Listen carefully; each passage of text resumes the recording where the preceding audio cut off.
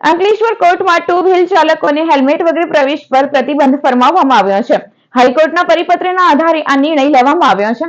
ગુજરાત હાઈકોર્ટે તાજેતરમાં રાજ્યમાં ટુ વ્હીલર ચાલકોને હેલ્મેટના નિયમનું પાલન કરાવવા મુદ્દે ઝાટકણી કાઢી હતી અને હાઈકોર્ટમાં હેલ્મેટ વગર ટુ વ્હીલર ચાલકોને પ્રવેશ પર પ્રતિબંધ ફરમાવ્યો હતો.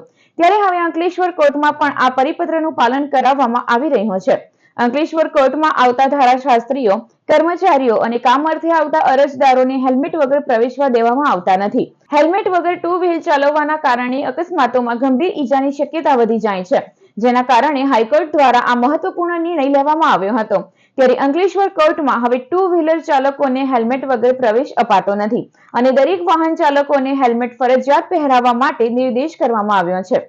આ માટે પોલીસ કર્મચારીઓ કોર્ટના ગેટ પર ઉભા રહી વાહન ચાલકોને અટકાવી રહ્યા છે અને તેઓને હેલ્મેટ પહેરવા અંગે આદેશ આપી રહ્યા છે.